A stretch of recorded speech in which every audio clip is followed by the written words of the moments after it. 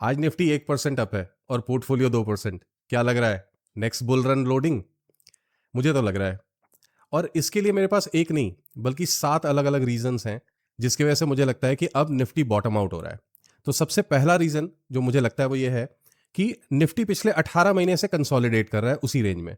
अगर आप देखें तो सितंबर 2024 से लेके 2026 मार्च तक 18 महीने निफ्टी सेम रेंज में कंसोलिडेट करता रहा।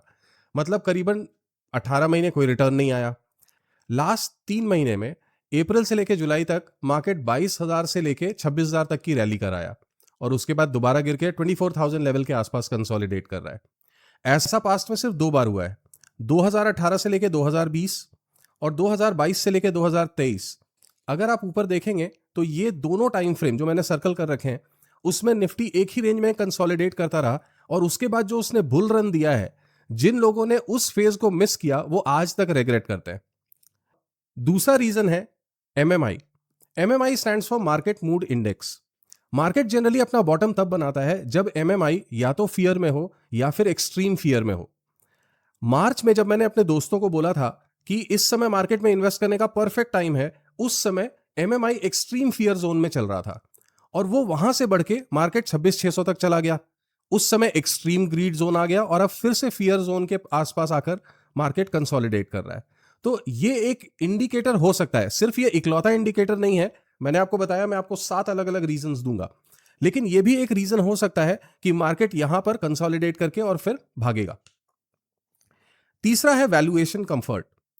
निफ्टी ओवर वैल्यूड हो गया था जब मार्केट 26,600 के आसपास थी, तो उस समय हमारा निफ्टी करीबन 24 के आसपास की पी रेशियो पे ट्रेड कर रहा था और जब मार्च में ये फॉल हुआ तो उस समय 19 के पी रेशियो के आसपास था।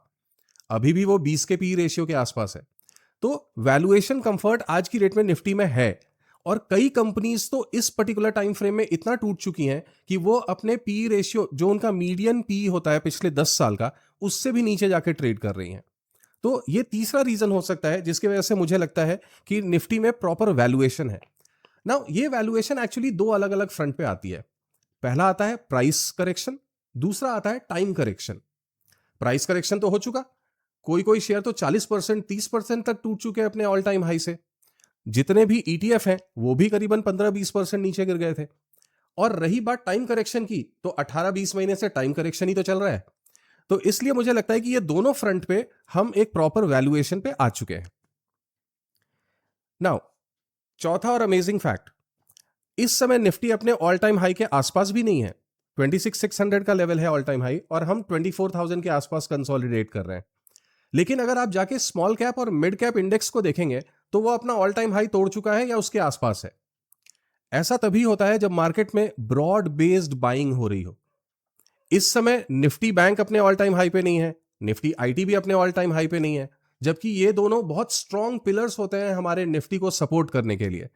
लेकिन फिर भी मिड कैप और स्मॉल कैप में इस टाइम पर बहुत अच्छी वैल्यूएशन है और कंफर्ट जोन है और लोग बाइंग कर रहे हैं और ये एक बहुत स्ट्रॉन्ग इंडिकेटर है कि निफ्टी में बाइंग हो रही है। Now the fifth point is, हमारे निफ्टी 50 को 2 बड़े पिलर्स सपोर्ट करते हैं। पहला है निफ्टी आईटी इंडेक्स और दूसरा है बैंक इंडेक्स। अगर आप पिछला हफ्ता देखें तो उसके अंदर निफ्टी आईटी में अच्छा खासा बाउंस आया है, लेकिन खैर मुझे अभी भी उस पर ज्यादा भरोसा नहीं है। बट निफ्टी बैंक बहुत स्ट्रांग है और ऐसी सिचुएशन में ऐसा लगता है कि और ज्यादा बॉटम आउट होना डिफिकल्ट है।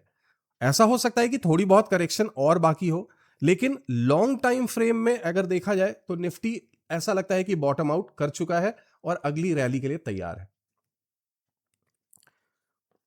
नाउ एक स्ट्रॉन्ग इंडिकेटर होता है किसी भी मार्केट के अंदर कि स्मार्ट मनी पैसा कहां लगा रहा है, और मेरा अगला पॉइंट उसी पे बेस्ड है। पहले एफआईआई ने बहुत ज्यादा ताबड़तोड़ सेलिंग करी।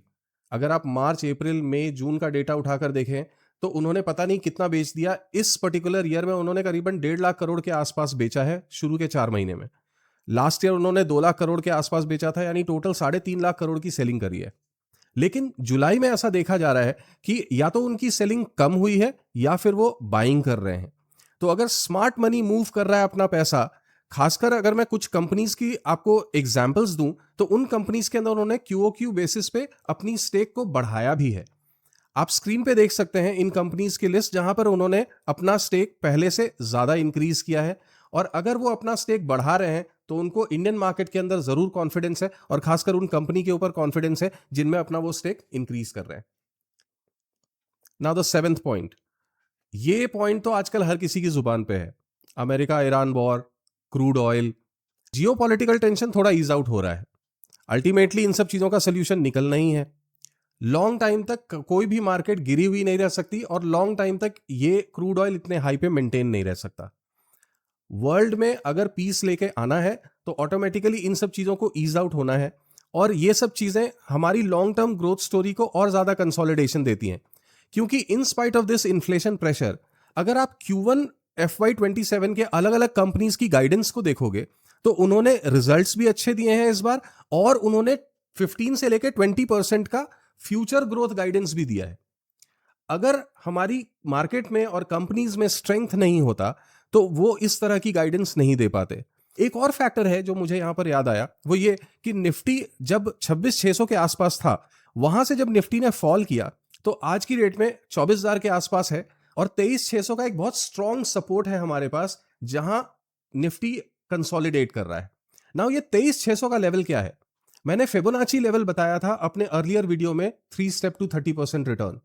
नाउ 26,600 से अगर फिबोनाची लेवल आप ड्रॉ करेंगे तो 61.8%, which is the golden ratio, वही लेवल है 23,600 का लेवल। तो अगर निफ्टी उसके आसपास कंसोलिडेट कर रहा है तो ये गोल्डन रेशियो है, गोल्डन पॉकेट है, यहां से जनरली एक रीबाउंड मिलता है। तो अगर निफ्टी को आगे बढ़ना है तो यहां पर आकर जंप करेगा। हो सकता है स्मॉल टाइम फ्रेम में 23,600 को तोड़ के थोड़ा सा नीचे जाए, लोगों को डराए, 23,300 23,400 के लेवल के आसपास जाए, लेकिन एक बाउंस आएगा, स्ट्रॉन्ग बाउंस आएगा, और ये पिछले 2 साल का जो कंसोलिडेशन ब्रेक होगा, तो अगले आने वाले 5 साल में आप वो वेल्थ बना सकते हो जो पिछले 2 साल या 3 साल में आप मार्केट में देखने के लिए तरस गए हैं। सो मैं तो इस समय इन्वेस्टेड हूं, हेविली इन्वेस्टेड हूं, और हर डिप पे बाय कर रहा हूं। आप भी बाय कीजिए, जिद्दी इन्वेस्टर बनिए और डटे रहिए मार्केट में, क्योंकि वेल्थ क्रिएशन का ये मौका 10 साल 20 साल में शायद 1 या 2 बार मिलता है। तो गाड़ी छूट ना जाए दोस्तों। Rest, we'll see you in the next video. Thank you very much. Like कीजिए, सब्सक्राइब कीजिए, और बने रहिए मेरे इस चैनल पे आगे भी ऐसी वीडियोस देखने के लिए।